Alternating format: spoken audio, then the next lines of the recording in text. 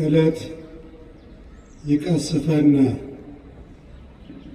ወበሰሉስ መዋዕል ይሴርየነ ወያህየወነ። ትንቢተ ሆሴዕ ምዕራፍ 6 ቁጥር 2 ፊታችንንና መላ ሰውነታችንን በትዕምርተ መስቀል አንድ ጊዜ ብቻ እናማትባለን። በስመ አብ ወወልድ ወመንፈስ ቅዱስ አሐዱ አምላክ አሜን። ወተጋቦትነ ይኩን በከመ ተጋቦቶሙ ላርዳኢከ አንተ ዘእሙንቱ ወአንተ ዘለነ አንተ ዘአሜሃ ወአንተ ዘይእዜ ዚአከ ሰማያት ወዚአከ ምድር አሜን። ለአገልግሎታችሁ ተመን የማይገኝለት የቤተ ክርስቲያናችን የቁርጥ ቀን ልጆች ውሉደ ያሬድ፣ ውሉደ ክህነት፣ ሊቃውንተ ቤተ ክርስቲያን፣ አበው መነኮሳት፣ ሰባኪያነ ወንጌል፣ ዲያቆናት፣ መዘምራን በየማዕረጋችሁ በዚህ ዕለት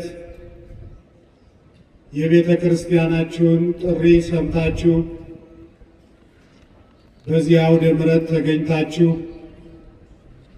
በረከት በመቀበል ቃሉን በመከታተል ላይ የምትገኙ የቤተ ክርስቲያናችን ጌጦች፣ ፈርጦች ሆናችሁ የተከበራችሁና የተወደዳችሁ ምዕመናን፣ ምዕመናት፣ ክርስቲያኖች ሁላችሁ በእግዚአብሔር ስም እንደምን ሰነበታችሁ? እንደምን ዋላችሁ? እንደምን አመሻችሁ? አሜን። ቅድመ ዓለም የነበረ ማዕከለ ዓለም ያለ ዓለምን አሳልፎ የሚኖር በባህሪው ሞት በመንግስቱ ሽረት የሌለበት አንድነቱ ሦስትነቱን ሳይጠቀልለው ሦስትነቱም አንድነቱን ሳይከፋፍለው በአንድነቱ ላይ ምንታዌ ሁለትነት በሦስትነቱ ላይ ርባኤ አራትነት ሳይጨመርበት ሳይቀላቀልበት ከፍጡራን ተለይቶ ልዩ በሆነ መለኮታዊ ጥበብ ብቻውን በአንድነት በሦስትነት ሲሰለስ ሲቀደስ የሚኖር አምላካችን እግዚአብሔር መዋዕለ ጾሙን አስፈጽሞ ለዚህ አድርሶናልና ከቤታችን አነሳስቶ ለቤቱ አብቅቶ ከክርስቲያን ወገኖቻችን ጋር በቤቱ አገናኝቶ አንጻራዊ ሰላም ሰጥቶ እንዲህ ባማረ ሁኔታ አምልኮታችንን እንድንፈጽም በረከት እንድንሳተፍ ቃሉን እንድንሰማ ስለፈቀደልን ይህንን ሁሉ ያደረገ የአባቶቻችን አምላክ የሁላችን አምላክ መሐሪው ይቅር ባዩ ጌታ ልዑል እግዚአብሔር ለዘላለሙ የተመሰገነ ይሁን። እንኳን ደህና መጣችሁ። እንኳን ለብርሃነ ትንሣኤው በሰላም አደረሳችሁ አደረሰን።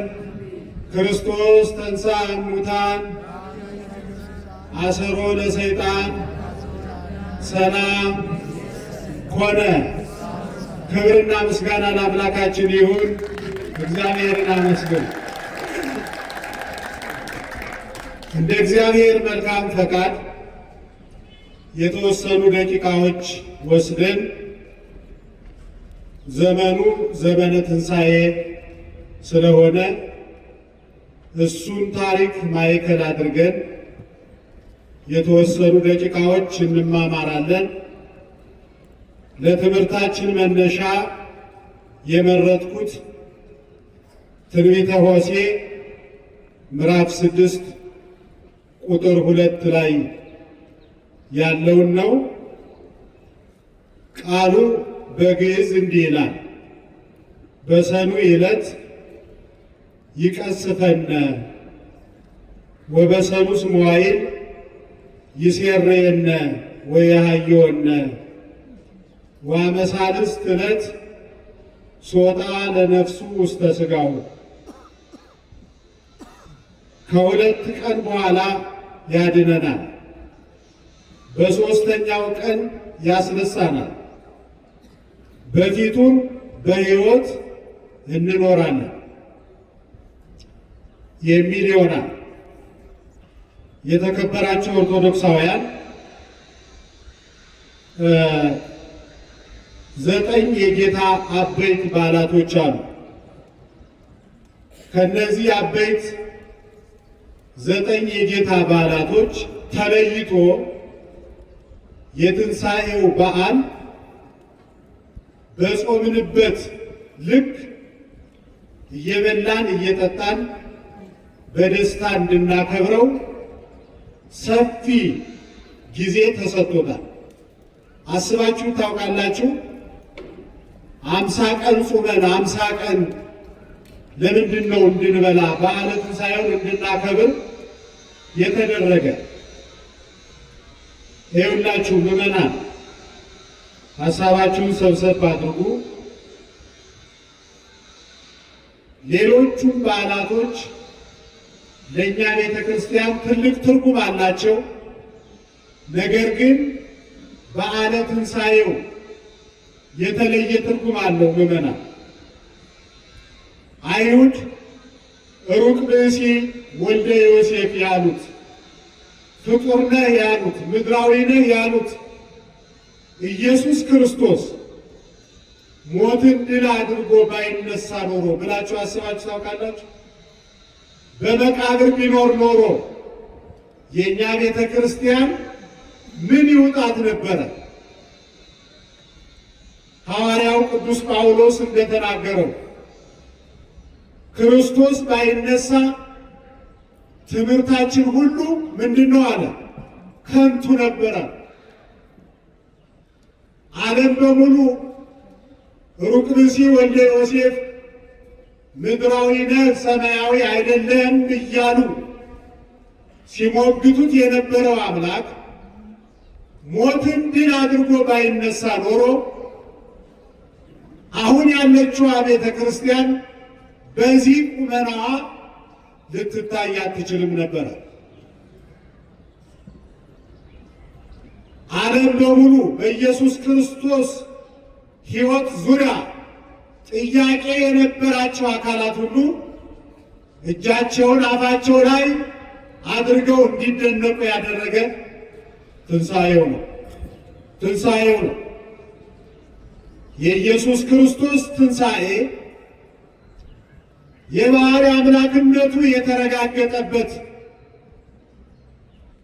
ይኸው እናንተ አምላክ ነው ስትሉ እኛ ፍጡር ነው ስንል በመስቀል ላይ ሰቀልነው፣ ገደልነው፣ አውርደን ቀበርነው፣ በመቃብር ቀረ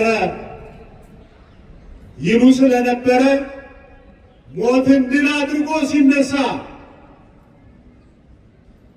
በአምላክነቱ ጥያቄ የነበራቸው በሕይወት ሲያስተምር ያልገባቸው አካላት በሞቱ ተምረው የባሕርይ አምላክነቱ የተረጋገጠበት ስለሆነ እንደገና እላችኋለሁ እንኳን ለብርሃነ ትንሣኤው በሰላም አደረሳችሁ። ክብርና ምስጋና ለአምላካችን ይሁን።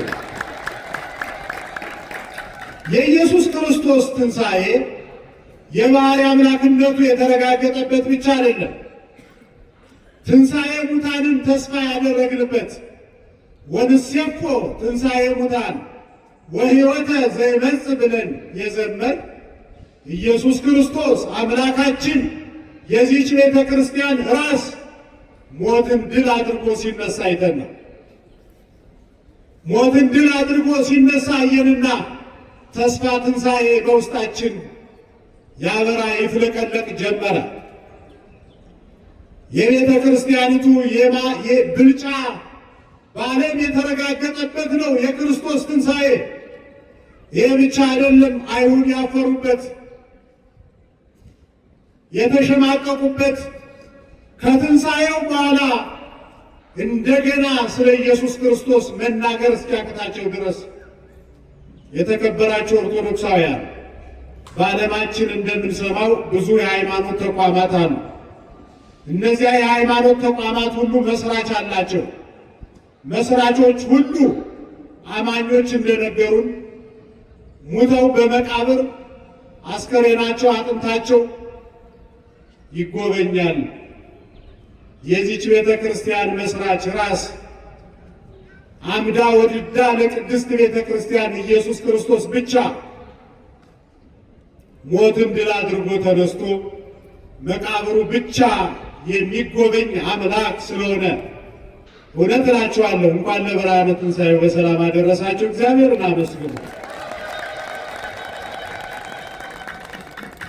ሌላው ትንሣኤውን ስናስብ እየያዛችሁ ነው ብዬ ተስፋ አደርጋለሁ። ይኸውላችሁ ይህ 50 ቀን በዓለ ትንሣኤውን በሰፊው እንድናከብር አባቶች ሰፊ ጊዜ የሰጡን እንድንበላበት እንድንጠጣበት አይደለም። እንደ ኤማውስ መንገደኞች አጀንዳችን ክርስቶስ ሆኖ ትንሣኤውን እንድንማማርበት ነው። እንዴት ተነሳ? ለምን ተነሳ? በመነሳቱ ቤተ ክርስቲያኒቱ ምን አተረፈች? 3 መዓልት 3 ሌሊት በከርሰ መቃብር አደረ ትላላችሁ። እንዴት ይቆጠራል? ይህንን ተምረን በዚህ ጉዳይ ጥያቄ ላላቸው ሰዎች መልስ የምናዘጋጅበት ወቅት ነው። ሞትን ድል አድርጎ የተነሳ የክርስቶስ ልጆች ሆነን በትንንሽ መቃብሮች፣ በዘረኝነት መቃብር፣ በኃጢአት መቃብር፣ በመጥፎ ልማድ መቃብር የምንኖር መሆን የለብንም። ራሳችን ክርስቶስ በኩራችን ክርስቶስ ሞትን ድል አድርጎ ተነስቷል። ከተቀበርንበት መቃብር መነሳት አለብን። ሞትን ድል ያደረገው የክርስቶስ ልጆች ሆነን ዓለም ድል የሚያደርገን መሆን የለብንም። በፈቃደ ሥጋ ተስፋ የምንቆርጥ መሆን የለብንም። እኒህንና መሰል ጉዳዮችን እንደገና የምናጠናበት ወቅት መሆኑን እንድታስቡ በስሉስ ቅዱስ ስም ትጠየቃላችሁ። ሌላው በዝርዝር መምህራን ይነግሯቸዋል።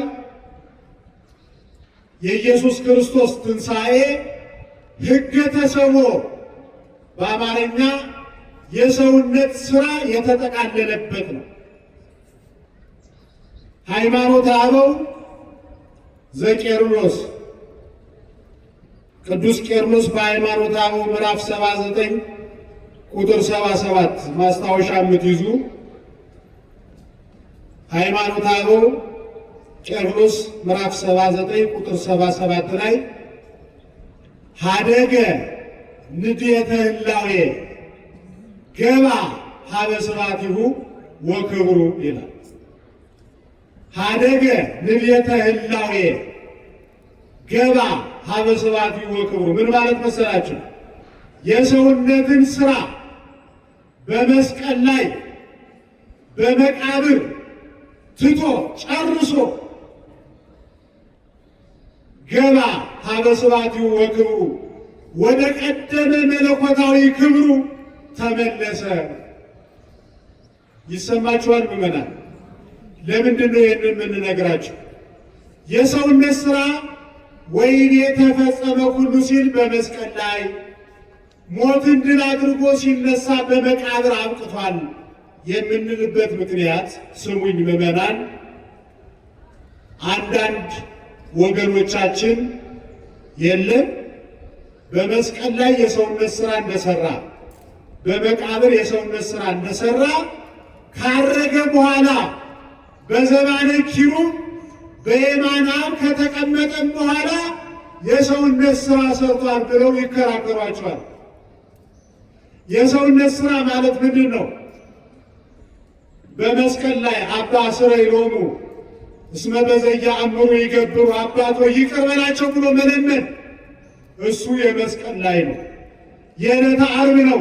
ከዕለተ ዓርብ በኋላ ከትንሣኤ በኋላ የሰውነት ሥራ ሠራ አትልም የኛ ቤተ ክርስቲያን።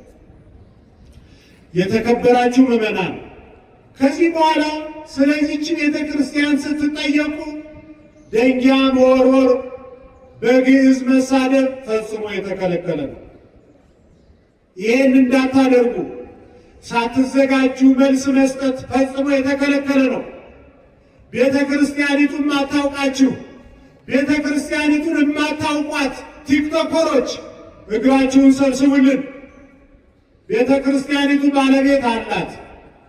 የእናንተ መልስ አሰጣጥ እንኳን ሌላውን ሊያመጣ ያለውን ሰው አሰልችቷል። የእኛ መልስ አሰጣጥ ለመናፍቃን መግዛት የአንበሳውን ድርሻ ወስዷል። ሙያውን ለባለሙያ መስጠት መልመድ አለብን። ፈረሱ ከነኮርቻው አልጠፋም፣ ወርቁ ከነ ሚዛኑ አልተሰወረም። ዛሬም ቢሆን እድሉን ካገኙ ይህችን ቤተ ክርስቲያን ሊገልጡ የሚችሉ ውሻ የጮኸባቸው ተገላብጠው የበሰሉ ለምነው የበሉ ዋጋ የከፈሉ መማራቸው እርግማን ሆኖባቸው ዳዊት እየደገሙ የተደበቁ መምህራን አሉ። እነሱን ተጋግዘን ወደፊት ልናመጣ ይገባል። በቃላት የሚሰበክ ሃይማኖት የለንም። ቃላተኞች ማስታወቂያ አይተው ተወዳድረው እንጀራ መብላት ይችላሉ። ቤተ ክርስቲያኒቱ የምትሰበክ በሕይወት ነው። በሕይወት ያስተምሩ የነበሩ መምህራን በነበሩበት ዘመንና የኔ ቢጤ መድረኩን በተቆጣጠሩበት ዘመን በጥራትም በብዛትም የ10 ከመቶ ልዩነት አሳይተናል። ሀደገ ንዴተ ህላዌ ገባሃ በስብሐት ወክብሩ በሏቸው። የሰውነት ሥራ በመስቀል ላይ አልቋል፣ በመቃብር ቀርቷል። እንዴት ብሎ ነው በየማነ አብ በዘባነ ኪሩብ ተቀምጦ የሚያማልድ በሏቸው። ሲጀመር ማማለድ የሰውነት ሥራ ነው።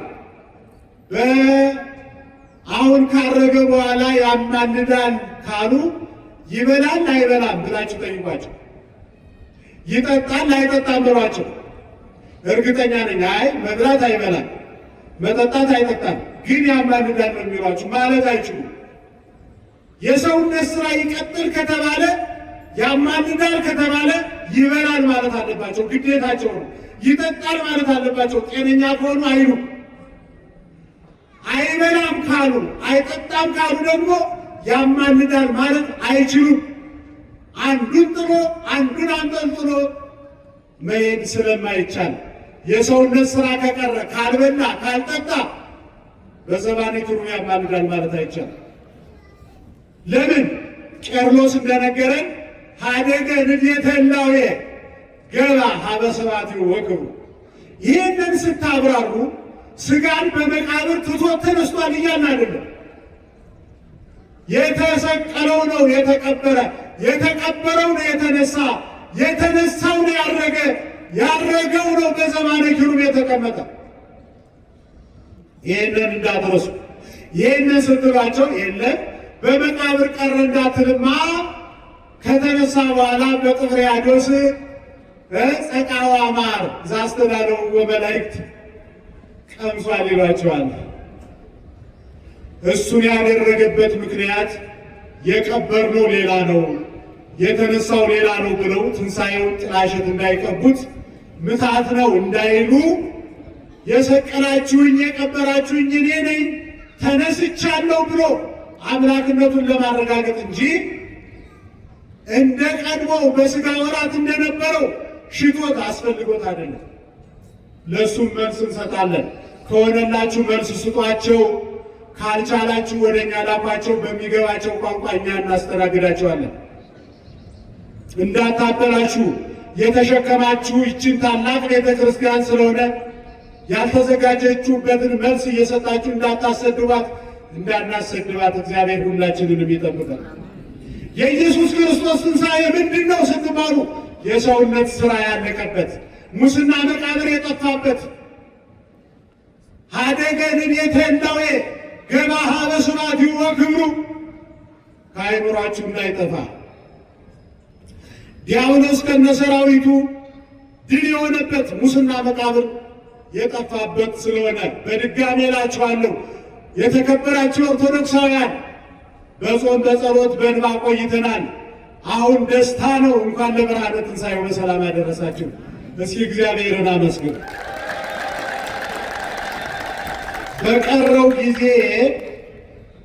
ለእኛ ብዙ ጊዜ ይደወልልናል። ምናልባት በትንሣኤው ማግስት ይችን ቢያንስ ይችን ግንዛቤ ባስጨበጥ ብዬ አስቤ 3 መዓልት 3 ሌሊት እንዴት እንደሚቆጠር ከመጻሕፍት ያየሁትን ከመምህራን የሰማሁትን እነግራችኋለሁ። በዚህ መነሻነት ሌሎችን መምህራን እየጠየቃችሁ የበለጠ ታዳብሩታላችሁ። ቢያንስ ጊዜ የተገናኘን ሰዎች 3 መዓልት 3 ሌሊት ስንቆጠር ተመሳሳይ አቋም እንዲኖረን እግዚአብሔር የቀረውን ጊዜ ይባርክልን። 3 መዓልት 3 ሌሊት እንዴት ትላላችሁ? መች ይሞላል አልሞላልኝ አለ የሚል ጥያቄ አለ። ቢያንስ ይችን ዛሬ ብንማር ሌላውን በትንሣኤው ያገኘነውን በረከት በቀጥታም ሆነ በተዘዋዋሪ መምህራን እያስተማሩ ስለሆነ እና እዚህ ያላችሁ እንግዲህ ዛሬ እናገራለሁ፣ እንዳትደውሉ ከዚህ በኋላ ወደ እኔ እዚህ ለሁላችሁ ቤት ያፈራውን አጋራለሁ። ትንቢተ ሆሴዕ ምዕራፍ 6 ቁጥር 2 ላይ ያለው የትንቢት ቃል እግዚአብሔር ሆሴዕ በሚባል ነቢይ አድሮ ነቢዩ ሆሴዕ ከእግዚአብሔር አግኝቶ የተናገረው ቃል በሁለት ይተረጎማል። በሁለት ሰሩይ ማለት ሁለት ማለት አይደለም። በሰሩይ ዕለት ይቀስፈነ አንድ ጊዜ ለሁለት ክፍለ ዘመን ተሰጥቶ ይተረጎማል። ሁለተኛው ጌታ 2 ቀን በመቃብር አድሮ በሶስተኛው መነሳቱን ለማስረዳት ነው። በሰሩይ ዕለት ይቀስፈነ ማለት ሰሩይ የተባሉ ልብ አድርጉ። አሁን ይህንን በመምህራን ነው የምታገኙት። በትርጓሜውም ላይገባችሁ ይችላል። ቢኮዝ እናንተ እንግዲህ ይቅርታ አድርጉልኝ፣ በገለባ የተሟሸ ምጣድ በፍልጥ አይጋግርም። እንደምታውቁት በተሟሸበት ነው በስብከት የተሟሸ አይኖሮ ትምህርት ይሻክረዋል። በትምህርት ያደገ ደግሞ ስብከት ያንስበታል እና በስብከት የተማሻችሁ ይመስለኛል። ይቅርታ ጠይቃለሁ። ከኛ የምትበልጡ ሰዎችም ተቀምጣችኋል። እሱን ታሳቢ አድርገን ነው የምንናገር። በበዛው የሚባል ነገር አለ እና በሰሩይ ዕለት ይቀስፈን ማለት ምን ማለት እንደሆነ ገብቷችኋል? ሰሩይ ማለት 2 ማለት ነው። በ2 ቀን መከራ እናያለን ማለት 2 ቀን የተባሉ ሕገ ልቡናና ሕገ ኦሪት ናቸው። ልብ አድርጉ። ሕገ ልቡናና ሕገ ኦሪት አዳም ተፈርዶበት ከገነት ከወጣ በኋላ በሕገ ልቡና መከራ ሥጋ መከራ ነፍስ፣ በሕገ ኦሪት መከራ ሥጋ መከራ ነፍስ፣ በሞተ ሥጋ ሞተ ነፍስ፣ በርደተ መቃብር ርደተ ገሃነም ተፈርዶብን ከፈጣሪያችን ጋር ተጣልተን መላእክት አኩርፈውን እንስሳት አራዊት ጥፍር አሳድገው እየፏጨሩን እየነከሱን ምድር አሜከላ አብቅላ አሸዋ አብቅላ እያስቸገረችን ይህ ሁሉ ለምን ሆነ? ሰው ከፈጣሪው ርቋል። ከፈጣሪው ሲጣላ ሰማዩ ምድሩ ተጣለው። ሰው ከፈጣሪያችን ስንታረቅ ሰማዩ ምድሩ ታረቀ። መላእክት ሳይቀር አሁን ዛሬ ያው ታርቀናል። እርቅ ከተፈጸመ በኋላ ነገር መቀስቀስ አግባብ አይደለም እንጂ ዛሬ የምናከብራቸው መላእክት 5500 ዘመን አኩርፈውን ነው አባረውናል። ሁሉ ከገነት አዳምን ያባረሩት መላእክት ናቸው። ውጣ ከዚህ አካባቢ እንዳናይ ብሎ አባረሩት። መስዋዕትን አናሳርግም አሉ። የብርሃን ሰይፍ ይዘው ሁለተኛ እዚህ አካባቢ እንዳላይ የታባት ካርተን ብሎ አባረሩት ወላይት። ያው በኋላ በጌታ ልደት ታርቀናል። ወረዲያውን ሌላ ነገር ባይብሏችሁ እንዳይሳል ወደው ነው እንደ ያባረሩት ስጋ አምላክ ሲሆን ሊሰግዱለት ከሰማይ ወረዱ። ስጋ እኮ መላእክት ያባረሩት ስጋ የመላእክት ፈጣሪ ሲሆን መላእክት የሚገቡበታል። አይታያችሁ ሲሸማቀቁ እንዲህ ያጠፋን ይሆን እንደው ከምድረ ገጽ እያሉ እየፈሩ ነው የወረዱ። መሐሪው አምላክ ግን ተቀበላቸው። 5000 ይቀስፈን ማለት ይሄ ነው። አያችሁ በሰኑ ዕለት ማለት በሕገ ልቡና በሕገ ኦሪት ይቀስፈን። ሞተ ሥጋ ሞተ ነፍስ እርደተ መቃብር እርደተ ገሃነም ከመላእክት ጋር መጣላት ከእንስሳት ጋር መጣላት ከእግዚአብሔር መለየት ሞት አለ ነፍስ ርሂቅም እግዚአብሔር። እንዴት ያለ ዘመን አሳልፈናል መሰላችሁ? የአዲስ ኪዳኑ ክብራችን የሚገባችሁ በብሉይ ኪዳን የነበረው ውርደታችን ሲገባችሁ ነው። የነበረው ጉስቁልና ሲገባችሁ አዲስ ኪዳን ይገባችኋል። ለካ በዚህ ልክ ከብር ያለው ከዚህ በኋላ ያንተ ነኝ፣ ተረፈ ዕድሜ ያንተ ነው፣ አላሳዝንም። ከዚያ ጉድጓድ ከዚያ እበቅ ከዚያ ውርደት አንስተኝ የኔ አባት ብለን በተመስጦ መኖር እንጀምራለን። ምዕመናን በሰኑ ዕለት ይቀስፈን። በሁለት ቀን መከራ ያደርስብናል። በሁለት ቀን ማን ናቸው ስትባሉ ሕገ ልቡና ሕገ ኦሪት መከራ ደረሰብን። ደስ ይላል። ወበሰኑ ስማይን በሕገ ወንጌልሳ ይሴርየነ ወያሃይወነ በሦስተኛው ቀን ያድነናል። እልል በላችሁ እግዚአብሔርን አመስግኑ። ሦስተኛው ቀን የተባለች ሕገ ወንጌል ዓመተ ምሕረት አስታፈረ ኃጢአተ በዲበ ምድር ወሰዓረ መርገመ በዲበ ዕፀ መስቀል ወአብጠለ ሞተ እምሲኦል ወነሰተ ሙስና እሙስተ መቃብር። መርገመ ሥጋ መርገመ ነፍስ ጠፍቶ ቁራኝነት ርቆ ጥንተ አብሶ ኃጢአት ሞተ ነፍስ ጠፍቶ ውሉደ እግዚአብሔር የተባልንበት ሰሉስ ዕለት ይሴርየነ ወይሃይወነ።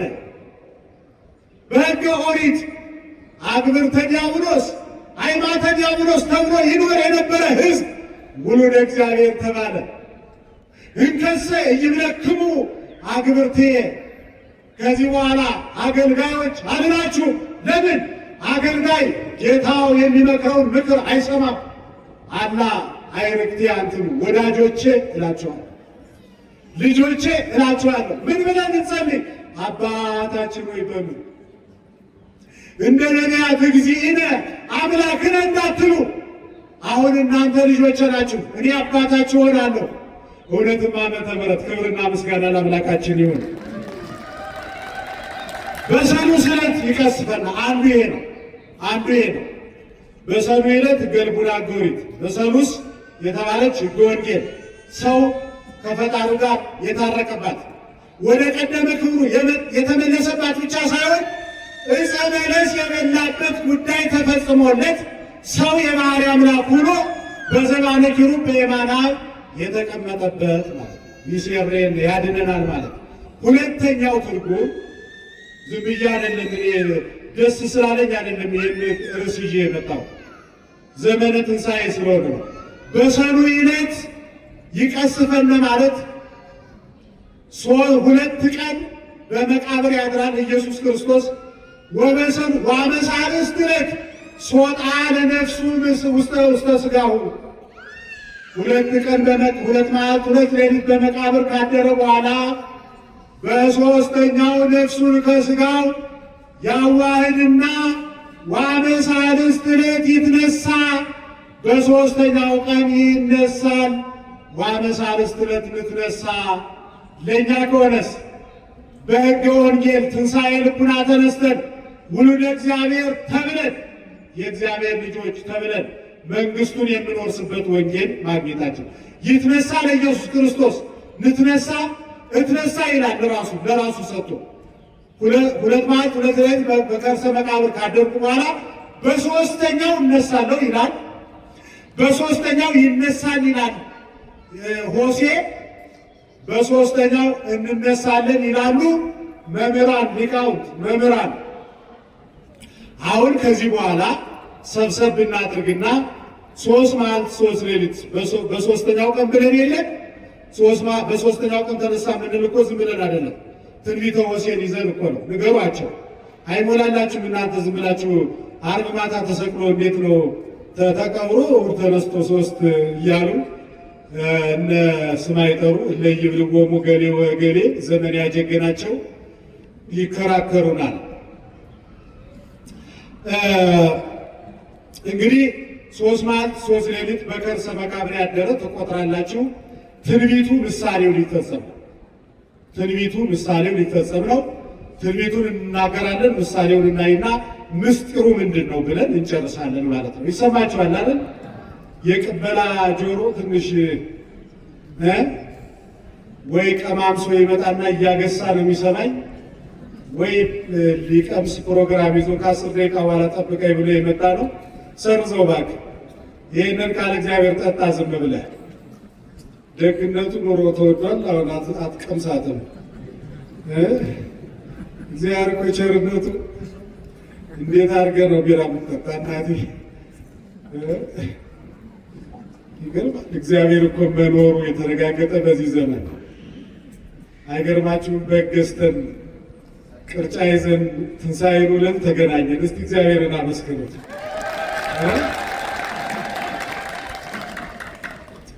ዝም ብላችሁ ተጠርታችሁ የበላችሁ አይገባችሁም። ለእናንተ ይህን አናብራራም። ገበያ የሄደ ሰው ብቻ ነው ይህንን ዘመን የሚያውቀው። እንዲያው እግዚአብሔር ቸርነቱ እንዴት ያለ አባት ነው! በጊዜውም ያለ ጊዜውም ያኖረናል። ዘቦ ብዙ እያትረፈ ወዘቦ ውሁድ እያይጸጸ ብዙ ያስቀመጠም አልተረፈው፣ ጥቂት ያለውም አላነሰው። ይህንን ማን አደረገ? ክብርና ምስጋና ለአምላካችን ነው።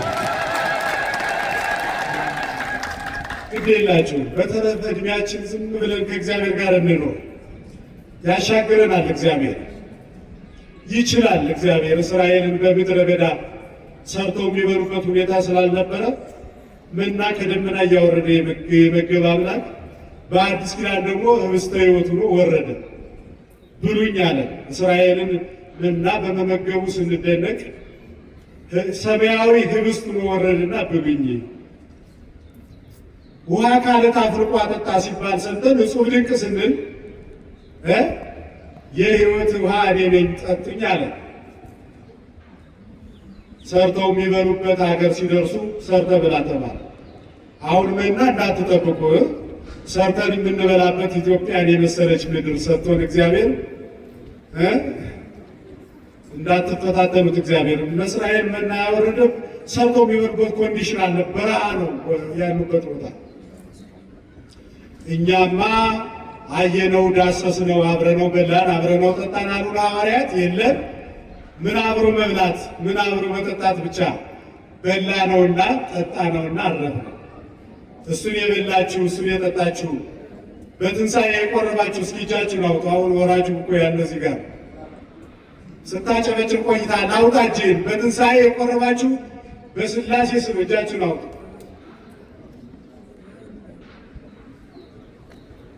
እግዚአብሔር ያክብርልን። ሁላችሁም ቆርባችኋል። እግዚአብሔር እንዴት ያለ እዚህም እኮ ነው የተደረገብን። እንደው የሚገርም እኮ ነው። እንዲሁ ዶሮ እኳ ሲወደድ ምን አለ በነፃ ወደሚሰጠው ስጋ ብንመጣ። ኑሮ ራሱ ኑሮ እኮ ይመራል። ቅርጫው ከተወደደ በነፃ ቤተክርስቲያኒቱ ያው መድኃኒተ ሥጋ ወነፍስ አዘጋጅታ የሚያስፈራሯችሁን የመንደር መምህራን ብትነግሩንና ከእኛ ጋር ብታገናኟቸው ነው የሚሻል። በቅተን እንቀበላለን ብላችሁን ያልተቀበላችሁ ሥጋውን ደሙን ለመቀበል የሚያበቃ ብቃት በፍጹም ሰው አይደርስም። ያው ሳትቀበሉ መሞታችሁ መሆኑን እወቁት። በከመ ምሕረትከ ብለን እንድንቀበል እግዚአብሔር ልቡን ያድለን። ትንሣኤማ መከበር የነበረበት ቆርበን ነበር እንጂ ካልቆረባችሁ ደግሞ እንኳን አደረሳችሁ ስቆይ ተጸጽቻለሁ። ከዚህ በኋላ አልላችሁ።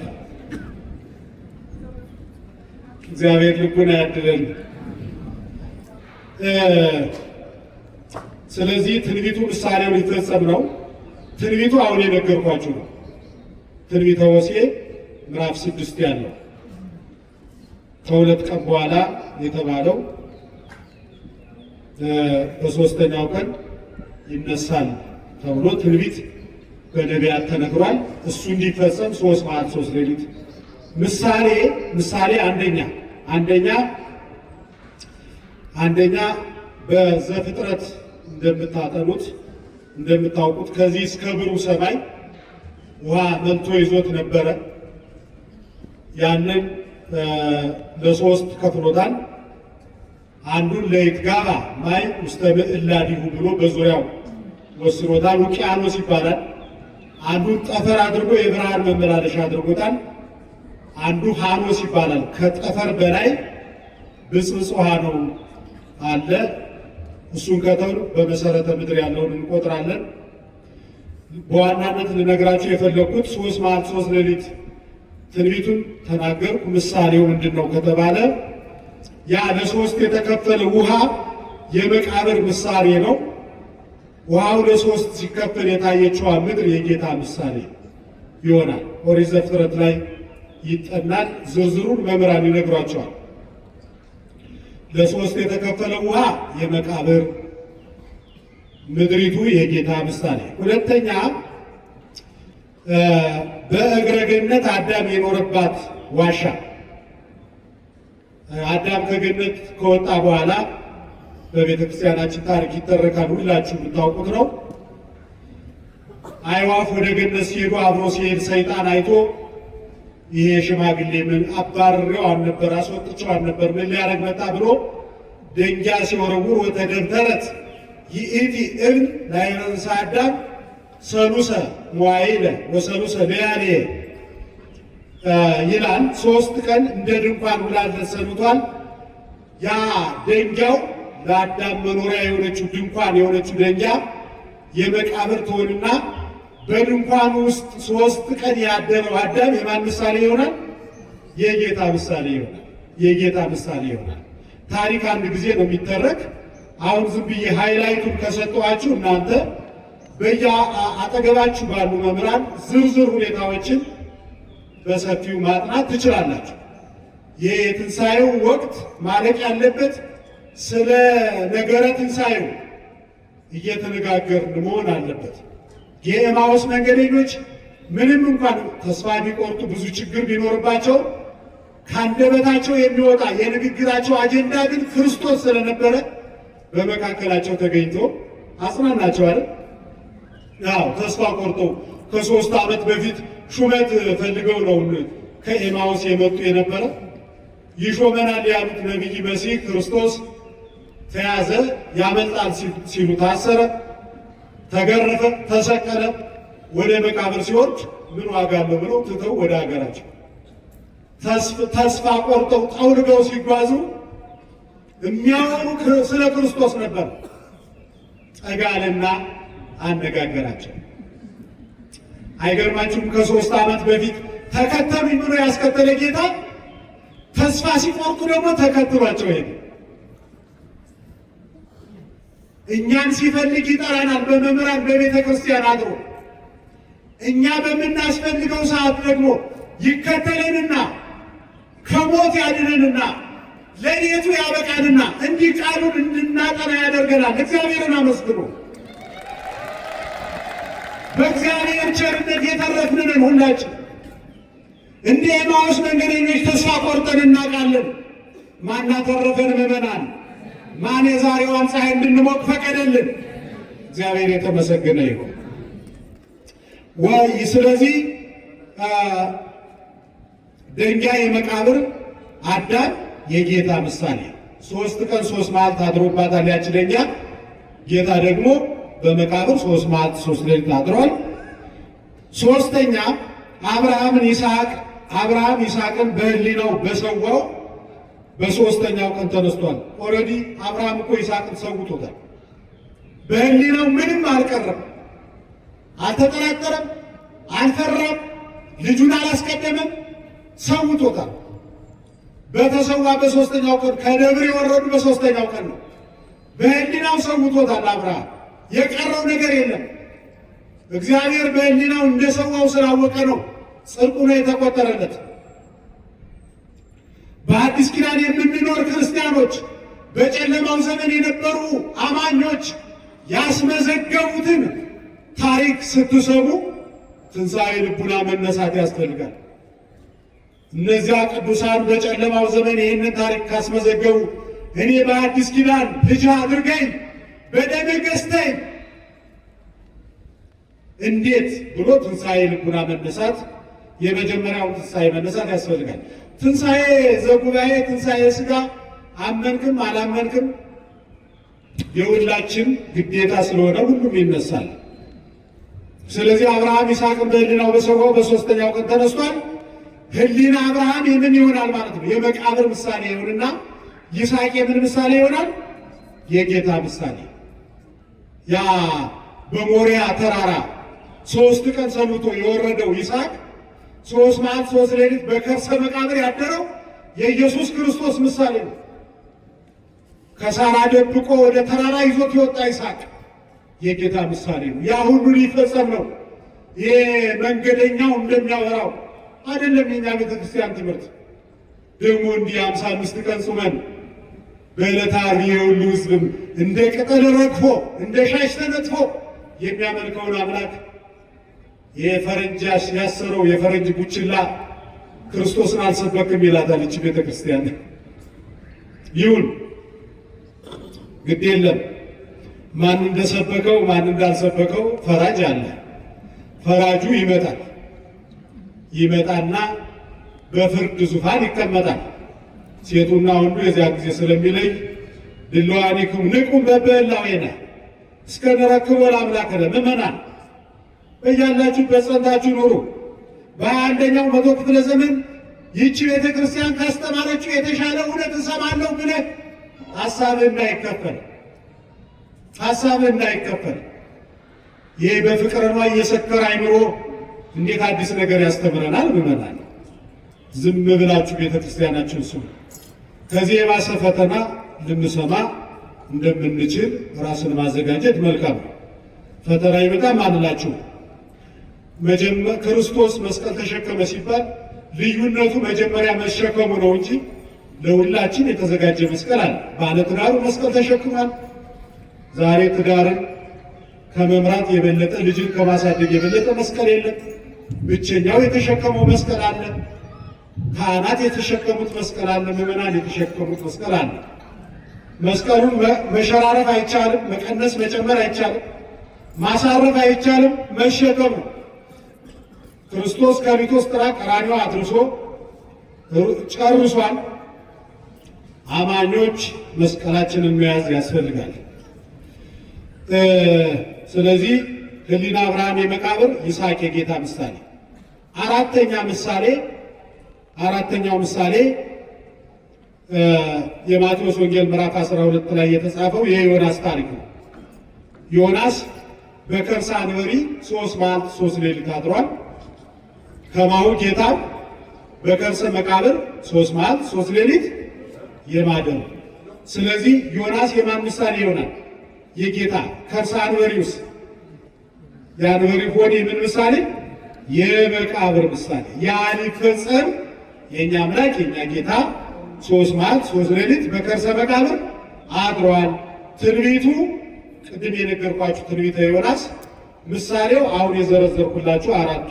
ምስጢሩ ምንድን ነው? አሁን 3 መሆኑ ወይ 4 ወይ 2 ወይ 7 ሳይሆን 3 ቀን 3 ሌሊት መሆኑ ምስጢሩ ምንድን ነው ስትባሉ አሁን መያዝ ያለባችሁ ይችል ነው። በነገራችን ላይ ከስር ከመሰረቱ ለመተረክ ነው እንጂ ምሳሌው ትንቢቱ በዋናነት ግን በአይምሯችን ማስቀመጥ ያለብን ምስጢሩ ነው። ኢየሱስ ክርስቶስ 3 መዓልት 3 ሌሊት በከርሰ መቃብር ያደረ አንደኛ ለአዳም ለሔዋንና ለልጆቻቸው እንደካሰ፣ አንደኛ ለአዳም፣ ሁለተኛ ለሔዋን፣ ሶስተኛ ለልጆቻቸው እስከ ዕለተ ምጽአት ለሚነሳው ትውልድ እስከ ዕለተ ምጽአት የሚነሳው ትውልድ አንድ፣ አዳም ሁለት፣ ሔዋን ሶስት። ሶስት ማለት ሶስት ሌሊት በከርሰ መከራ ያደረ ለአዳም ለሔዋንና ለልጆቻቸው እንደካሰ። ሁለተኛ ሶስት ማለት ሶስት ሌሊት በከርሰ መቃብር ያደረ ለነፍስ ለስጋ ለደመ ነፍስ እንደካሰ ለማጠየቅ ይሰማችኋል አይደል? ለነፍስ ነፍስ ያልኳችሁ ሕያዊት ነፍስ ናት። ለስጋ ለደማዊት ነፍስ። እኛ ሰዎች ስንባል እንደ እንስሳት እንደ አራዊት ደማዊት ነፍስ አለችን። ከእንስሳት ከአራዊት ተለይተን መላእክትን ሥላሴን የምንመስልበት ሕያዊት ነባቢት ለባዊት ነፍስ አለችን። ለነፍስ ለስጋ ለደማዊት ነፍስ እንደካሰ ለማጠየቅ ለሶስቱ እንደካሰ ለማጠየቅ ሶስት መዓልት ሶስት ሌሊት በከርሰ መቃብር አድረዋል። ሌላው ሶስተኛው ሶስት መዓልት ያደረበት ምክንያት ሰለስቱ ዕደዋኒሁ ለሰብእ የሚባሉ አሉ። የሰው ሶስት ጠላቶች ነበሩት። እነሱን ድል አድርጎ የሰው ልጅ ነፃ እንዳወጣ ለማጠየቅ ሶስት ጠላቶች ወቋቸው። እነዚህ የሰው ልጆች ሶስት ጠላቶች የሀገር ልጅ አይደለም፣ የወንዝ ልጅ አይደለም፣ የስራ ባልደረባ አይደለም፣ ጠላት ጎረቤታ አይደለም። እህቶቼ አጭቶ ጥሎሽ ጥሎ መርጦ ያገባሽ ባልሽ አይደለም ጠላትሽ። ባሎቻችሁን የምታንገበግቡ ሚስቶች ደግሞ ተነስታችኋል። እሱ ምን ያድርግሽ? እድልሽን እንጂ እሱማ መረጠሽ እኮ ከአንስተ ዓለም መረጠሽ፣ ጥሎሽ ጣለልሽ። ደክሞ እየሰራ እያበላሽ ነው ከልጆች ጋር። ባሎቻችሁን የምታንገበግቡ እህቶች እግራችሁን ሰብስቡልን እንጂ አፋችሁን ሰብስቡ እንጂ። የልጆቻችሁን እናት የምታንገበግቡ ድንግልናዋን ሰጥታ በእሷ ሌላ የምታስብ አባወራ፣ አንተን ብሎ አባወራ፣ እናንተ እግራችሁን ሰብስቡ። እሷ ጠላት አይደለችም፣ የልጅህ እናት ናት።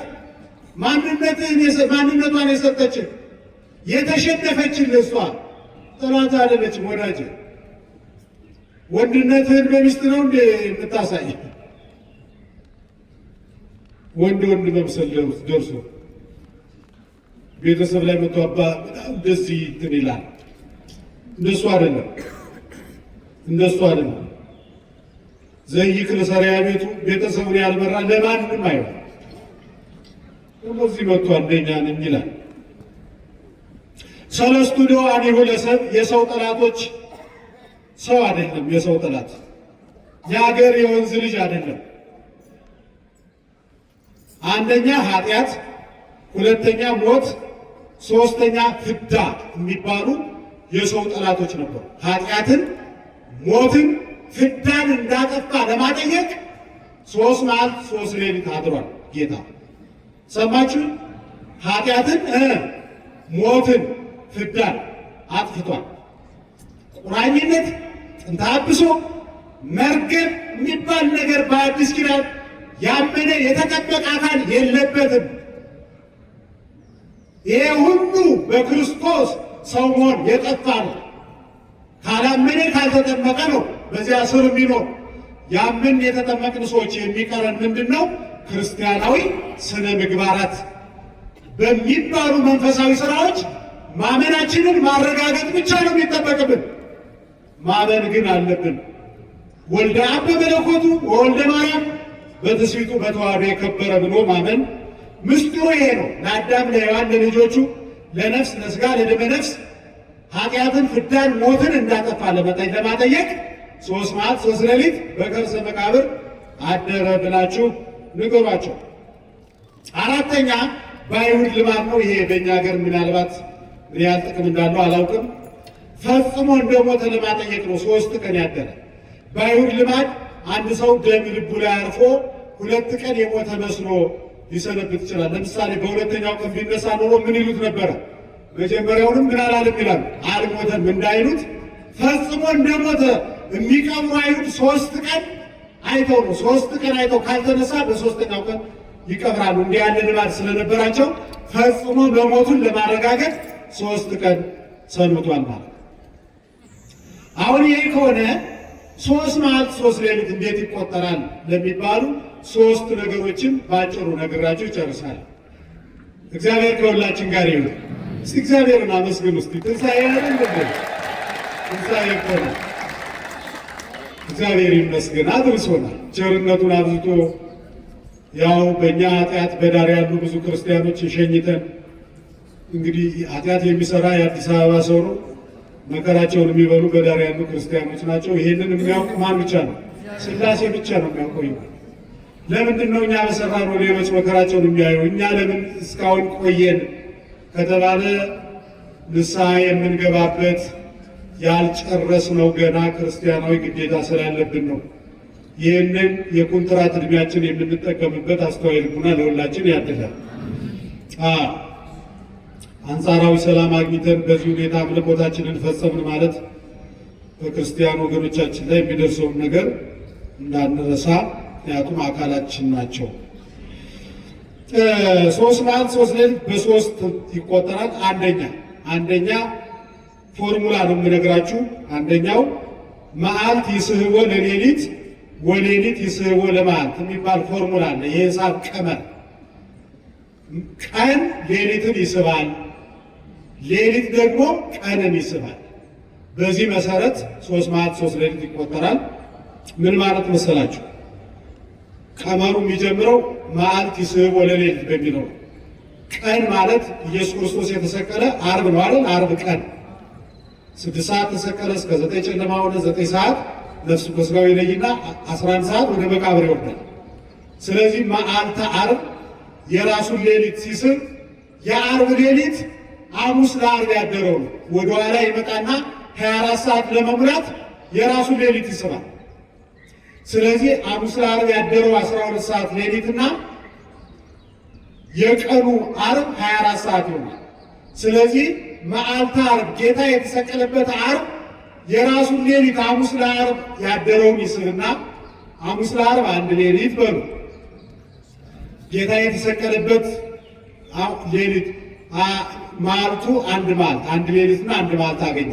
ከዚያስ ዓርብ ለቅዳሜ ከዚያኛው ሌሊት ጋር 2 አይደለ?